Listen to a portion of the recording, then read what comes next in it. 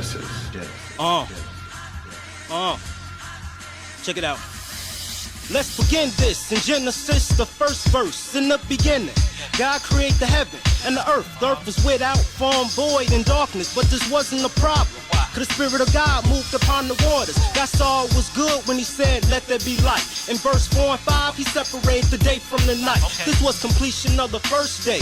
He divided the skies and the waters on the second day. In verse 6, 7, and 8, the formation of the earth and seas, herb, grass, and trees took place on day 3. Then he placed in the sky the stars, the moon, and the sun. Saw it was good, and day 4 was done. But it's deeper. He brought forth creatures, and he gave them life. He even put the birds in the sky into day 5. On day 6, he made man in his image, even women to replenish, multiply, and have children. In Genesis.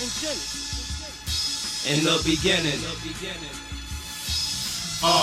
In the beginning of time, I came through and had to put it in a rhyme.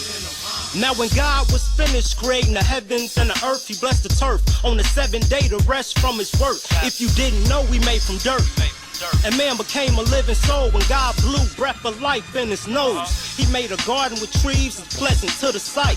The tree of knowledge and good and evil and the tree of life. He told Adam that he can eat whatever he liked, but not off the tree of knowledge, cause if he did, he surely died. Then he let Adam name all the living creatures, but Adam couldn't find one that shared the same features. So God caused him to fall into a deep sleep, took one of Adam's ribs, and from there, that's how we made Eve. To all my brothers, we gotta give our women more respect, cause they bone of our bones and flesh of our flesh. It seems strange how this world was changed, cause they both were naked, it wasn't a shame. Only in Genesis. In the beginning. Only in Genesis. In the beginning of time, I came through and had to put it in a rhyme. Alright, now go down to chapter 3. Yeah, chapter 3, verse 1. We're gonna start right there. Now the serpent was more subtle. You got it? Okay, let's start.